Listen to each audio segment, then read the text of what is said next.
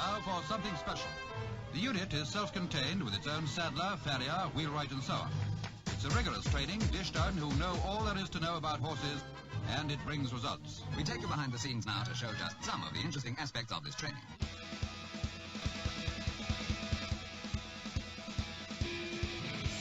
Welcome back to Equine Dynamics with Mike Stine, the best podcast to create sounder horses from the ground up.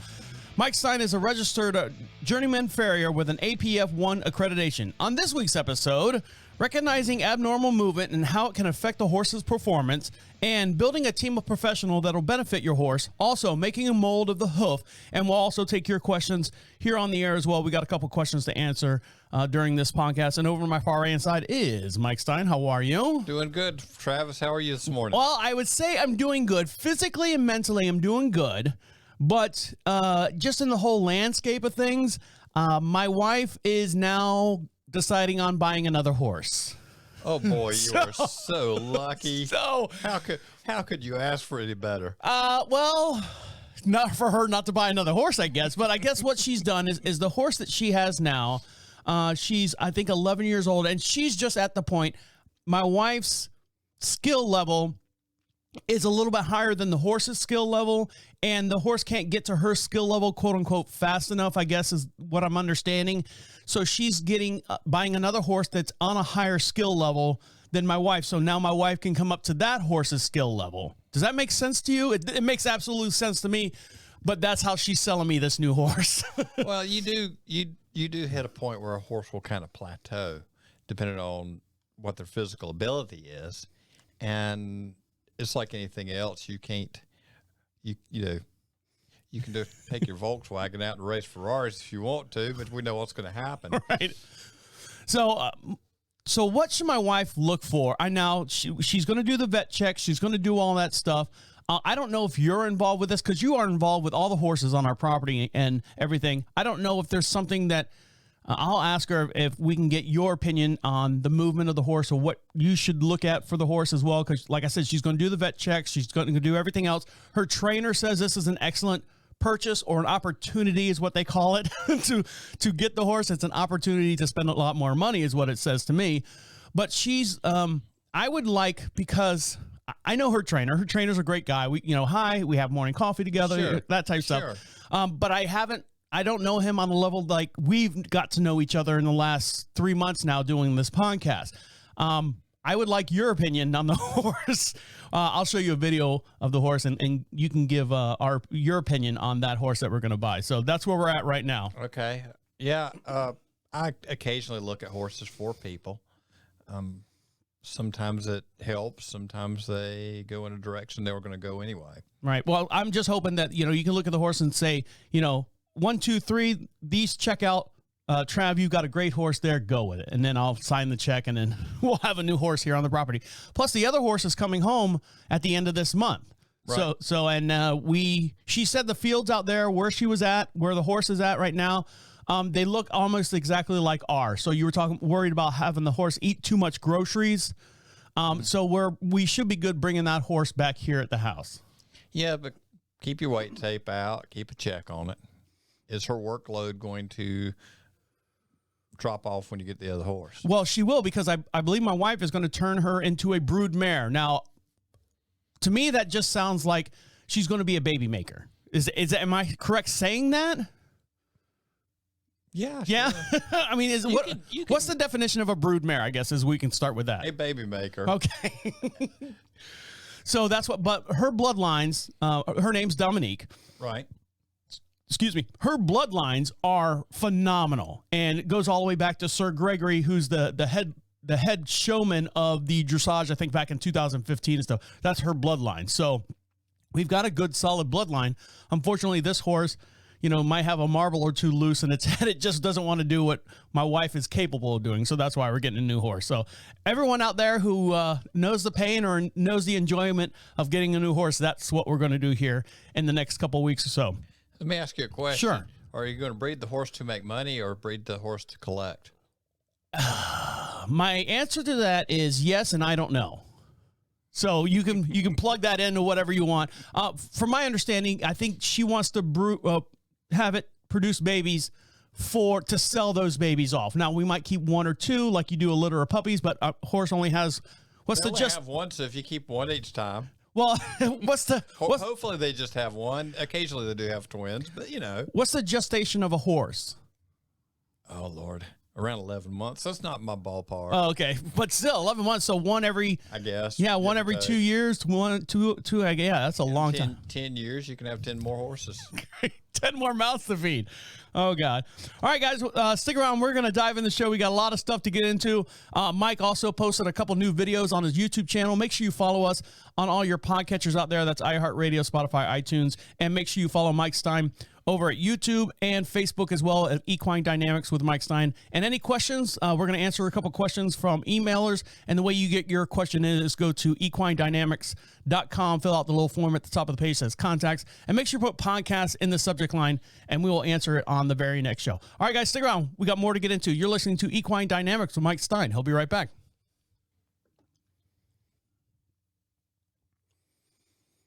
Welcome back to Equine Dynamics with Mike Stine. He was the official farrier of the 2018 World Equestrian Games. And make sure you follow us on your social pages. Go to Facebook, search for Equine Dynamics with Mike Stine, and also on YouTube as well. Now, Mike, you got a new video up here, and I'm going to play this. What video did you just post here on your Facebook feed? This was stumbling through anatomy. Uh-huh. We're just looking at the bone column of a horse, lower from the knee down, from the carpus, carpal joint or carpal joint down. Now this is Dolly in the background. That's Dolly in the background. And that's the horse, the full scale skeleton of a horse. Well, that is a skeleton. Full scale is kind of like probably a medium pony. Maybe. Okay. So let's see what you're saying here. Joint or the knee, which relates to the wrist.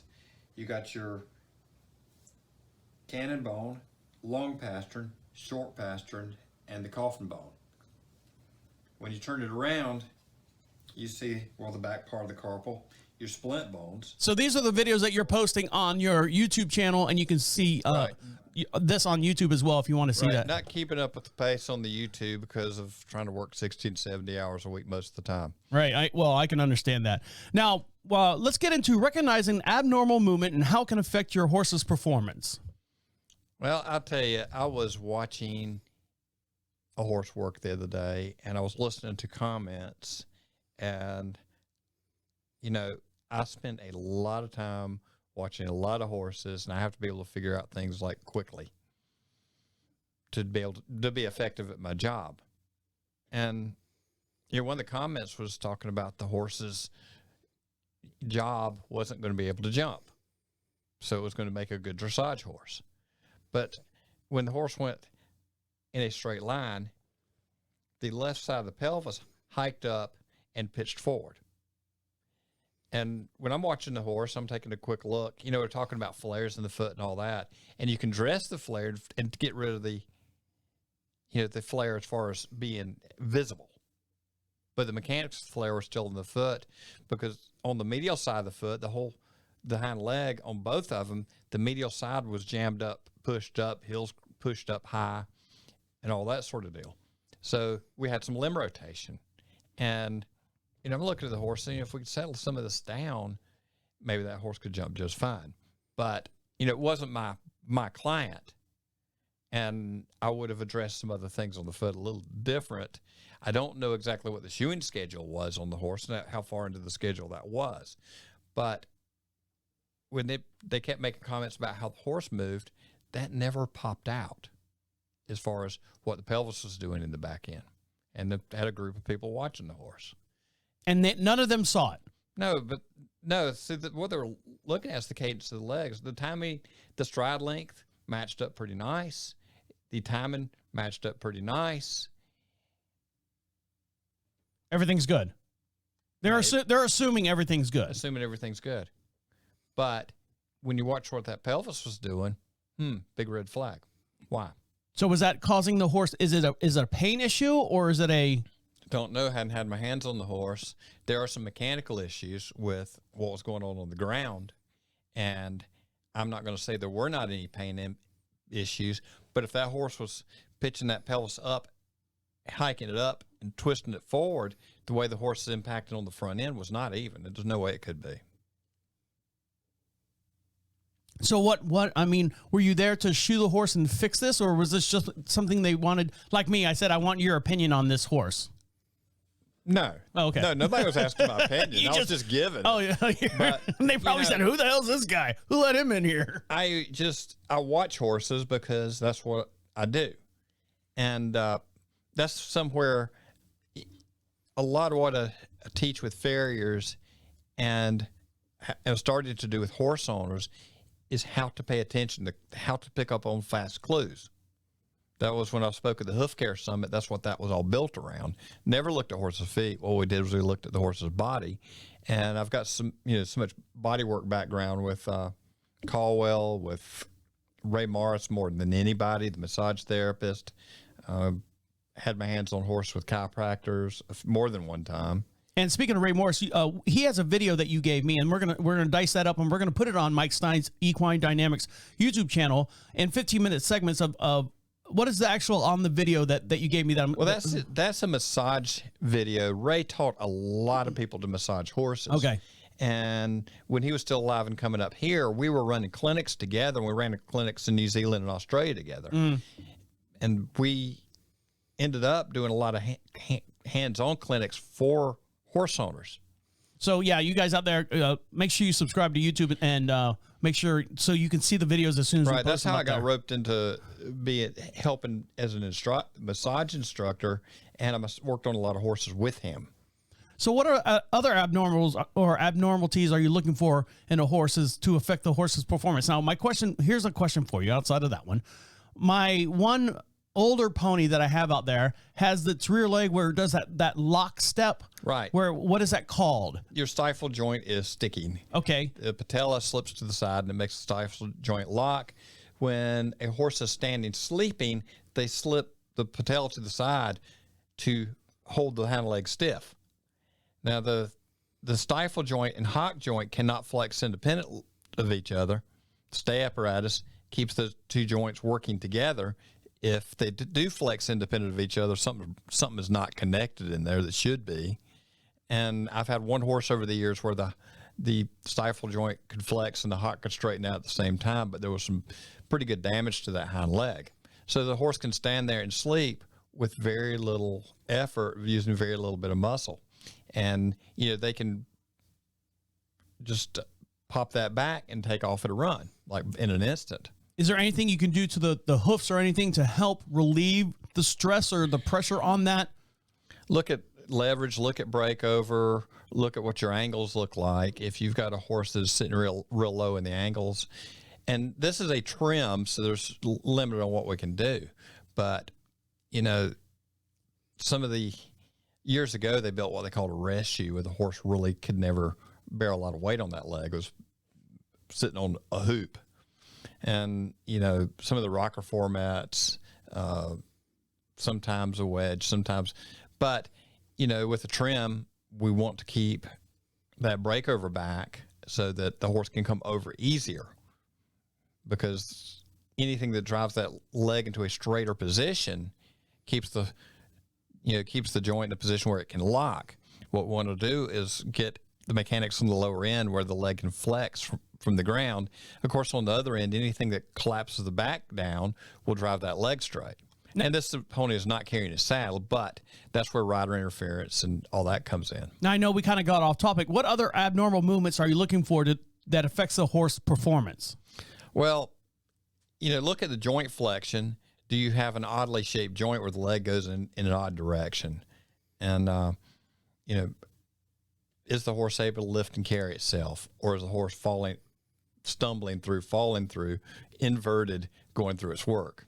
Now, see, if I see a horse walking toward me, I'm looking at the horse like dead on. I'm like, oh, God, here comes, $1 million. Sure. Walking right toward me. It's $1 million eating machine.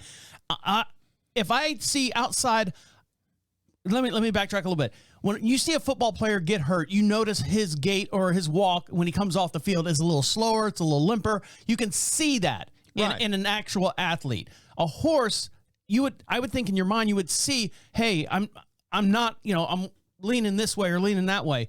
But you're even saying like the smallest minute, like the the horse's stride and everything was fine, but the hip was wrong on one side. Right. The stride length matched up pretty good. I watched it. But when you watch what the pelvis was doing, that the way the horse was impacting on the front end was thrown out from that as far as how hard it was hitting the ground. On these prepared surfaces, it does not show up as much. But if you got a dusty arena where some dust is flying off of it, you can tell by, how much the ground's being disturbed. Also, if they're on a hard enough surface, you can hear it in the impact on the ground. But, notice the way the barrel is it carrying the barrel in the middle of his body or pitching the barrel out to one side? Is the pelvis staying square or the shoulders even? And you'll see also, if you've got odd movement patterns, I didn't see that horse up close and get to lay my hands on it. It was under full tack. But looking at the muscling around the shoulders, are you developed evenly? Do you have muscles that are under a lot of tension and locked up? And that your movement pattern is going to start showing in how the muscles develop. So that's just a few things you start looking at, and horse owners can learn to see this. Well, like you said, go out there, touch your horse every day, run your hands up and down Right. with or without tag, or anything like that, and you can learn and take pictures of your horses at the same time, all the time, like once a Right. year or whatever. Daylight savings time is twice a year. And the thing of it is okay, you take a horse like the one I was talking about. Happens all the time. Not necessarily the same pattern, but if you do something to help get that horse in a more normal use of the hind end. Right now, we build the horse up, we go to work. Now, how old was the horse that you were looking at? Do not know. Okay. We wait a year down the road, 2 years down the road. Horse has been impacting itself uneven, been falling onto the front end on one side because of what the pelvis is doing. Oh my God, we got a horse coming up lame in the front end. Okay. If you go back far enough and we address this, if we're in a place where we can, we have a more usable horse for a longer period of time. Also, look at your vet bills. When we get to the point, oh my God, we got a problem, we start bringing the vet in. I love my vets. I got a lot of vets I work well with. We team up very well. Mm-hmm. And, but a sound horse is a lot more enjoyable And less expensive. and could do its job better than one that has some breakdown problems. So the big one thing I always push is early on. Pay attention. Do something about it. Don't, well, that's just the way he is. Well, that's just the way he is. He'll end up being broken. All right, stick around, guys. We're going to talk about, speaking of having a vet and being a partnership with a vet, building a team of professionals to help benefit your horse. Stick around. You're listening to Equine Dynamics with Mike Stine. He'll be right back. You good? Yes, I'm very good. Drink your water.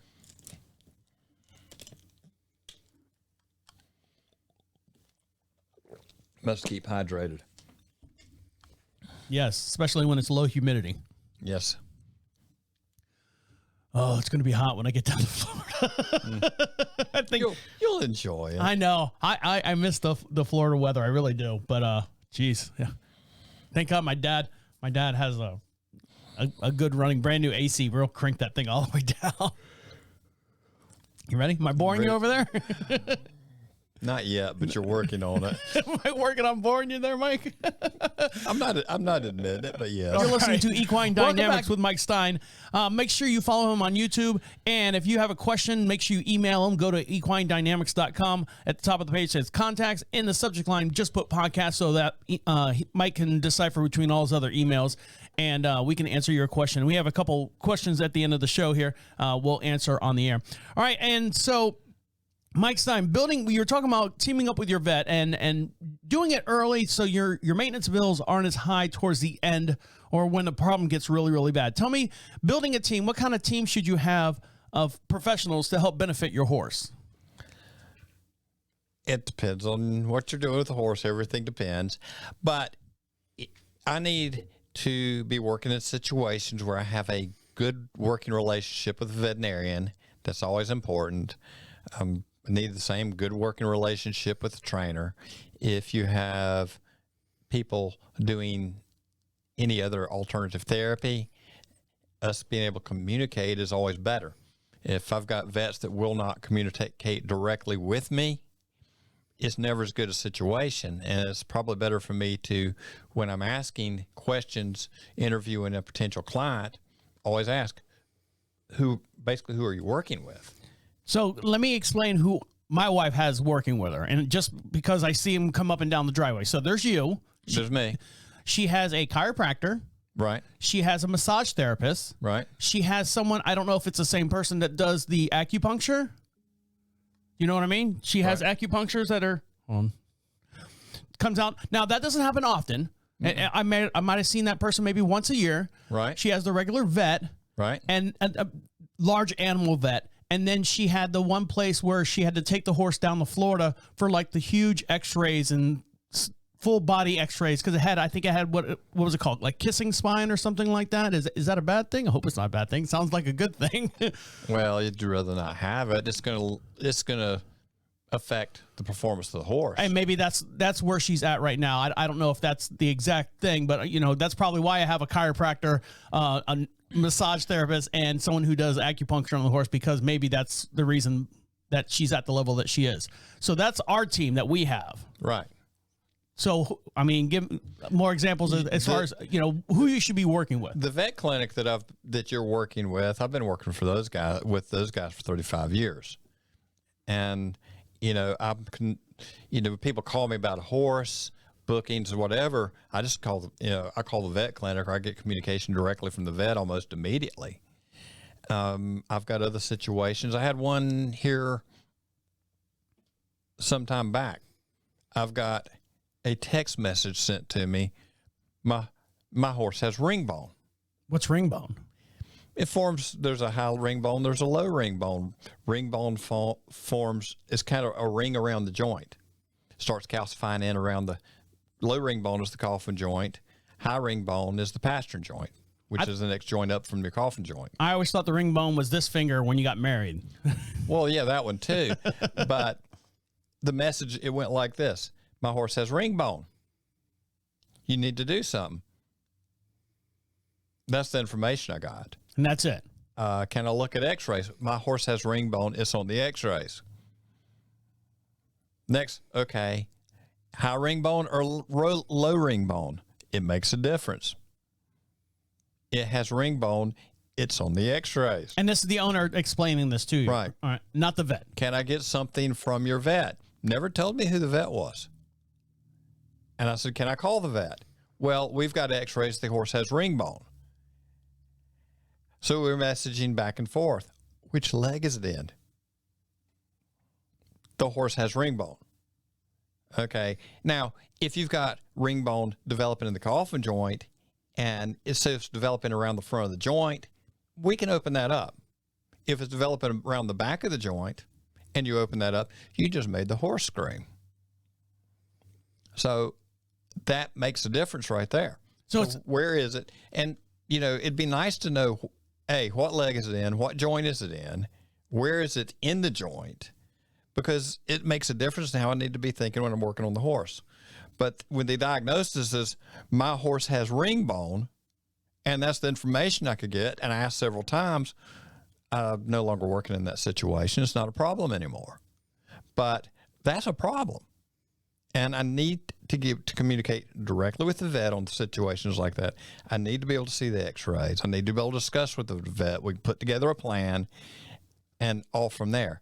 And also, if the horse is in some level of training, we need to bring that trainer into the loop on it. If your massage therapist is finding something glaring that's locking up that I have not noticed, I need to know, because it starts making a difference in how I'm thinking. But if the diagnosis, my horse has ring bone, you know how many variations that can be? And I don't even know what leg it's in. I don't know what joint it's in. I don't know where it is in the joint. So what do you do? Well, you depend on the information that the vet gives you, or depending on the information that the owner or trainer got from the vet. Well, like the trainer your wife uses. Right. I've got several trainers that I work with well, and I work on some of their clients. I've got several vet clinics that I do a lot of referral work for, and that's most of my business is vet referral or working on performance horses. A lot of the performance horses that I'm working on, I've ended up working on because they have a little bit of a movement problem, mechanical problem. Something is not moving as clean as it should be. But we want to maximize what the horse's ability is. And if there's underlying things I need to know, I need to know. And if I can't find out, it's like my horse has ring bone. How do you work with that? So essentially, you're saying make sure the left hand knows what the right hand is doing. So, exactly. So if you have a horse and your trainer's saying this, make sure the trainer, the vet, the farrier, anyone in the team of professionals that you have working on the horse, at least if they're not talking directly to each other, at least whatever, let's say, for example, the chiropractor comes out for our horse. At least my wife can translate that to you. Hey, the chiropractor says this, and this is what's, I don't know if there's a sheet or diagram or something like that.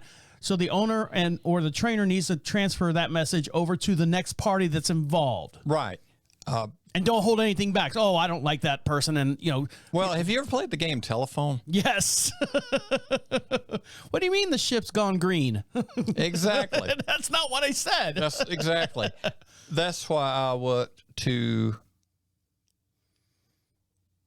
straight to the trainer, straight to the vet, straight to the chiropractor, massage therapist, whoever's involved. If I need to communicate directly with them, just a couple of weeks ago, I was speaking with a massage therapist on a client that we're working on together because it is together. There's no one person fixing anything. There's no one person tearing it up. But and we don't need to be pointing fingers at each other because everything flows downhill and the farrier's on the bottom. So you know how that works, right? But I need information. If they need information from me as to what I'm sealing and filling with what's going on, and you're working on horses that I work on, text me, call me. If it's a big, long discussion, get on the phone with me because I just don't do these huge, when somebody wrote half a book on a text, I just don't do that. See, and because I'm not down in, now I know the horses that we have here, we have a small little cheat sheet as far as, if something ever happens, who to call. You would think that me being an organized person, I would have a call sheet for everyone. So for example, you have the vet, the farrier, the massage, the whole list, an laminated car somewhere stuck somewhere. And if you need to have access to, hey, let me have your chiropractor's number. It'd be on a card, and you can sit there and call them, and everyone can talk to each other and be friends as far as, right. Hey, this is what I'm finding out. What did you find out here? Because I'm getting ready to do this, that type stuff. Some kind of communication card, I guess, is what I would call it. Now, I know some places that have numerous horses have these written up on like dry erase boards and stuff. Well, what happens with dry erase boards over time and time and time? It either gets, bumped or erased or something like that, and then that's lost. No one ever updates it. So I would say just keep, and listen to me, the radio guy telling you guys how to run your horses, but have some kind of updated system to where anyone who touches your horse needs to be on record or have some kind of phone number to where the next party in line can contact and say, hey, this is what I'm seeing. Is this what you're seeing? Well, I've got, and just if you look at my phone and go in there, I've got 50, 60 vet clinics numbers. I've got a number of chiropractors numbers in my phone. Yeah, but when you walk up to the horse, you don't know that horse, right? If you look at the horse, you're like, oh, that's Dr. Smith's horse. And if it had some kind of placard or something, horse Daisy has, this vet, this, this and this. I'm probably on most horses going to communicate with the trainer right. more than I am anybody else. Yeah. There goes that hopefully, idea. maybe. And, they'll let me know who's working on the horse. The ones that work with me regularly, if there's somebody I need to talk to, they'll let me know that, and we'll just give them a buzz and see where they are with things and see how we can work together to alleviate the situation. All right, guys, stick around. When we come back, we're going to talk about doing a mold of a hoof. Can you do that at home with simple stuff that you can find at the craft store or something? Or well, you can do that at home, and we'll talk about it when we come back. How about that? Sure. All right. I didn't mean to interrupt you, Mike. Stick around. You're listening to Equine Dynamics with Mike Stine. He'll be right back. I was just trying to lead into the next segment. Yeah, I got you.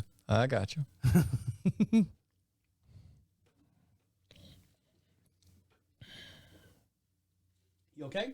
I am wonderful. Now you are. Water.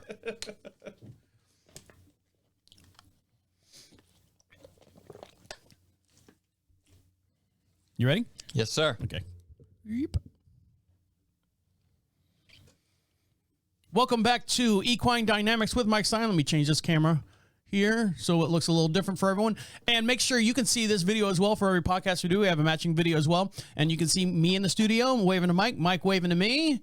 And go over to YouTube and make sure you like his YouTube channel. That's Equine Dynamics with Mike Stine. And also follow him on Facebook. And you can ask him questions directly on Facebook and Facebook Messenger, any questions, and we'll answer them here on the very next podcast. If you have any questions or any topics and stuff that you want us to discuss or you have questions about, make sure you go over to Facebook.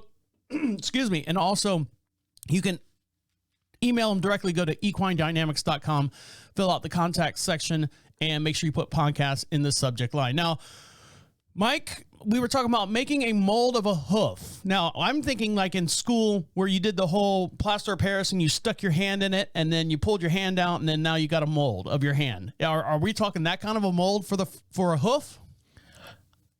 Basically, yes. All right, next topic.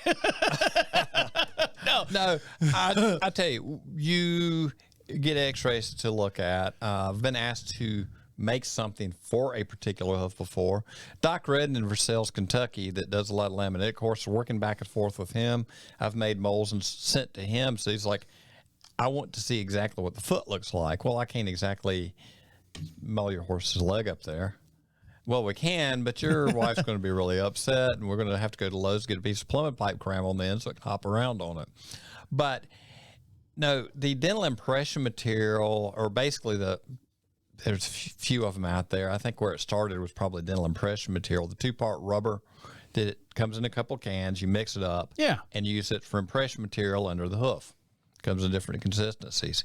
You can take a couple cans of that, get you some big old wads, put it in the refrigerator, your ice box, whatever, cool it down pretty good, because what you're going to run into in hot weather is you're going to run out of time, because when you start mixing the two, it starts a chemical reaction, and then it becomes a rubber from something squishy and sticky. Mm-hmm. And you mold that around the horse's foot, pull it all the way up over the coronary band, and keep the horse's foot up, and press it in all the nicks, grooves, everything else, and you let it set up. And then I split it right down the middle of the back up under the foot. And then kind of pizza them together? Peel it off. I don't cut it all the way through to the toe. Cut it just enough to get it off. Oh, okay. And then you can put it back together and, or ship the rubber piece, and we can take, there's several different materials that can be used. You can use Plaster of Paris to make a mold. And, you put a stick in it so you can stick it in a vise, and you can say, okay, this is what's going on with the foot. I've got a mold. Now, having the actual foot's always better, but if I've got something for a horse that's in, let's say, California, because I've actually sent some specialized deals that I built for a horse to California to be put on. And vice versa, when I was working back and forth with Doc on that laminitic horse that we were chasing some problems with, he wanted some things done a certain way. So he prepped the foot where he could. You don't know exactly, because there's certain things that won't tell you.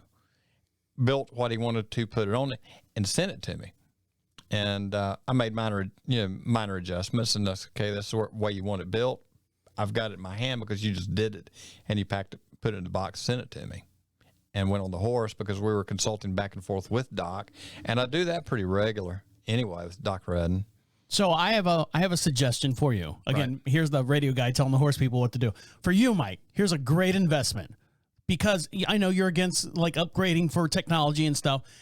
The machine that could x-ray or do a laser copy of the horse's foot, right, and get a 3D printer for your office and literally 3D print that horse's hoof. I would think that would be more accurate and of course no air bubbles or anything in the material, and have that printed out. Or you could send that image to someone to California, and you're only sending the image, and then they can print it out on their side and say, hey, look, is this the hoof that you're looking at? And you're like going, yeah, that type of technology. Oh, that definitely could be done if anybody had any technical skills. That and enough money to buy your 3D laser printer. Well, send it to the people over in Beverly Hills for their horses. Right. I'm sure they've got someone over there with some money. So once you get the horse's hoof done and everything, and you send it off, what's the next step? Hopefully we've got some well-shot x-rays, and there are differences between x-rays and x-rays. Have you ever looked at pictures that somebody that's a professional photographer takes? Yes, they are awesome. Yes. So have you tried to do that with your cell phone? I'm horrible. How'd it work out for you? Every time I open up the camera, it's looking at me. I'm like, look at that ugly guy, and I have to flip the camera around. Well, you got to have something to work with, but there is that much difference in x-rays. And is it the machine? Is it the operator? Because I've been on with my back. I've actually had to do one of those stand-up x-rays where I was in like this metal flat contraption. Mm-hmm. They did an x-ray, and they're like, all right, here's your x-ray. And I'm like, oh God, this thing looks like from the 1960s. It is the barn floor. It is how exact are you with placement of your unit? Are you lined up exactly where you need to be shooting? Are you pitched up? Are you pitched down? Are you pitched at an odd angle? So you're saying that the person taking the picture, the x-ray person, needs to know exactly what angle they're looking at for the horse to be, to get the right angles as you're looking at it. And as far as your x-ray unit, voltage in your barn makes a difference. If you've run a piece of lamp cord a half mile to your barn and your voltage is low, as far as the way the equipment is working and the way that when your generator shoots, it's going to make a difference in what's coming, what the output is. And you want to be as close and exact as you can every time. And there are some very good guidelines on how to shoot x-rays for farriers. And there again, I refer to Doc Redden in Versailles a lot. But, I spent a lot of time up there. I ended up there first time in his shop. I rolled in there about 1990 because I lost my best buddy to laminitis in '89. And, he's not the only one, but as far as the hoof and podiatry, this guy has focused his 50 some odd year career as a veterinarian / farrier on horses' feet. And he does horses' feet. He doesn't do colics. He does horses' feet, and he's very good with horses' feet. And like anybody else out there that has done a lot, he's ruffled a few feathers, and I have too. So when do you actually say, okay, I've done the x-rays, when do I say I need to take a mold of the foot? When is that decision made? When is it made? Or, at what point do you say, okay, the x-ray's not giving me what I need to do a mold of a foot? Well, with cell phones now, it's real easy to take some pictures. But so you're not doing the mold of a foot as... Not every time, no. But occasionally there comes something really, really odd, and somebody asks, well, where do I go, or what do you think? And well, there's some things I need to know that I can't tell from a picture. There's some things I need to know that I can't tell completely from the x-ray, and that gives you more of the package.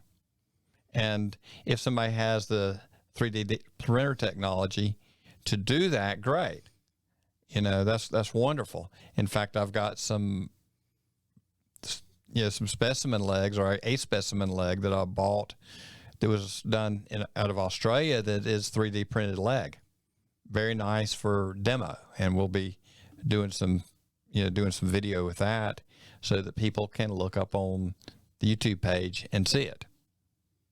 Awesome. All right, guys, when we come back, we're going to answer a couple of your questions that they had that Mike received from emails, and then wrap up the show for this week. Stick around. You're listening to Equine Dynamics with Mike Stine. He'll be right back.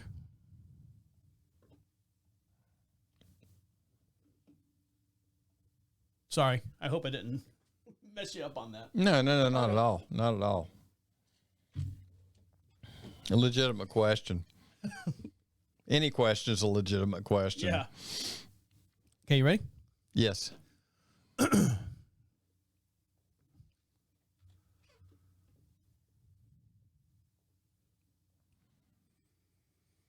Welcome back to Equine Dynamics with Mike Stine. Make sure you follow him on YouTube. He's going to have a couple more videos posted up here. And also make sure you like him on the Facebook page. He posts a bunch of different videos, some articles, great reading articles as well, and some pictures of him out on the job site, which are kind of funny to watch because all you see is every picture I see of Mike on a job site, he's upside down. Every time I see him, he's upside down. The horse has got one leg up in the air, and it's kind of humorous to see. But he's got some good-looking horses that he works on, and you can follow him on Facebook as well at Equine Dynamics with Mike Stine. And get your questions in, equinedynamics.com contact section, and put the podcast in the subject line, and we'll answer your question on the air, just like this one. Now, Mike, who is this from? And I'm putting you on the spot, so. Who is this from? I don't know. We have a question that says, why does a hoof flatten or distort?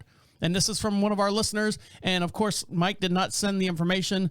I'm sure someone in the office knows who this is from, and we'll send them out a sticker. And don't forget, if you send us a question that we use on the air, we'll send you out some free swag. Sometimes people do not like their names brought up. Okay, well, that's fine. But Fine. we're going to answer it anyway, so we don't have to have your name. We can have a question. So the question again is, why does a hoof flatten or distort? Why does it flatten or distort? Well, most of the time when we have horses coming to the vet clinic, if you've got a heel that's crushed and you try to grow more heel and get more length, then it crushes worse, and it drives the whole hoof base forward. When you start doing that and you start collapsing the palmar angle, which should be up off the ground, the hoof will start flattening down. Horses that have been around with some laminitis, horses that have had toe flares, distortions that are not taken care of. And we're talking about the flares, we're talking about there's an action and a reaction. If I have pressure on the toe and it's pulling forward, it's going to drag the heels right behind it. If the heels aren't addressed and they're crushing forward, it's going to shove the toe right out the front. Just as a flare on one side, if I have a flare coming out, there's probably a push up or a pressure somewhere else in the hoof, probably diagonally, not all the time. But, you know, you start losing structure of the foot. Horses that have had metabolic issues, horses that have lived in a swamp. If you look out, when I worked on horses out in Colorado, the feet were much more stable than they are in this part of the country. And, you know, you saw that up into, you know, horses in Wyoming, Montana. And, you know, even with thoroughbreds, when I was working thoroughbreds here and in Arizona for the same people, going back and forth, the horses that had only lived in Arizona had a much tighter foot. So part of it is living conditions. And horses really, you know, the modern day horse is probably not designed to stand in a swamp. At certain times of the year, guess what happens here? Rain, rain, rain, rain, rain. That's why our horse isn't on our property, just because we don't have good drainage on one side of the property. Right. And, you know, we, in the Southeast, we see more funguses than you probably see most of the country. And, you know, down where you're from, Florida, that is kind of a great place for some of these weird funguses in feet. Some stuff they dragged up out of the swamp. But horses should be maintained on a regular basis. Horses that have not been maintained for a long time, they wait till we've got big flares on the foot. Oh, it's time to do his feet. Well, to keep the foot together and where it should have been, you really need to do it before you start developing the flares, because that's, you know, internal stress. You're starting to leverage against the lamina, and if you rip at it long enough, you can cause some damage there just because you got a 6-inch toe and it comes down and it curls forward. Not necessarily because of laminitis, just due to force. So you stay ahead of the damage. What about you know, we're bringing our horse over from one pasture and arena material to another pasture and our arena material here? Would that affect it at all, or there's always some effects? You can see some. You know, we may see some growth ring changes because the horse moved. Mm-hmm. Now, as far as the living condition of the pastures over there, you're close enough that the pastures should be pretty similar to what we have here. I'm hoping. And, similar ground, similar grasses, it just, like anything else, you always watch. All right, guys, get your questions in. Go to equinedynamics.com and make sure you put in the subject line podcast. And don't forget, if we use your question on the air, we'll send you out some stickers. So make sure you have a return address as well. All right, Mike, what did we learn today? Recognizing abnormal movement and how it can affect a horse's performance. Yes, people can learn to pay better attention. They can learn to understand more of what's going on in front of them. And the best tool the horse owner has is knowledge. Building a team of professionals to benefit your horse or horses. Horses, we need to be able to work together. We need to be able to communicate direct. And we got to be able to get all the information the other one needs to each other. Making a mold of a hoof, when and why? When you need some more answers, and it can be done without an extreme amount of technology. It can probably be done with an extreme amount of technology, but what's the expense on that? If I want to get my hands on a hoof that lives somewhere else in the country, you can send a mold. We can make a casting here, and we can take a look and see what we got. All right, guys, we'd like to thank each and every one of you for listening to us, downloading us. This will be the end of season 1. We're going to take a couple weeks off. Mike Stine's got some stuff he wants to take care of. He's going to set up a whole bunch of videos and stuff for his YouTube channel. So we're going to give him some time to work on that. Make sure you like and follow him over on YouTube at Equine Dynamics with Mike Stine. Also on Facebook, he'll be posting those as well. And then season 2 coming up here in the next couple weeks. Make sure you share, follow, and like so you can find out exactly when we come back on the air. We're going to have some guests here in the audience. We've lined up some guests, and we've also lined up some call-in interviews from very important people. We have trainers. We have Olympic riders. I think you had a one. Well, maybe we can get the Olympic riders on. I don't know. I've got one client that's been in the Olympics. So, guys, we'll see later this afternoon. So, guys, make sure we got a lot more coming up in season 2. We'd like to thank each and every one of you for listening to us. We really do appreciate it. On behalf of Mike Stine over there, see you later, Mike. See you later, Mike. My name is Travis Holmes, and enjoy the rest of your day. We'll see you next time. Thanks. Just close your eyes and dream, little pal. Dream on. There you go. Thank you. Welcome, Mike. Thank you. Are you enjoying it still? I am. Hi, Lucky. Good night, Ned. Night, Dusty. Good night, Ned. Good night, Ned.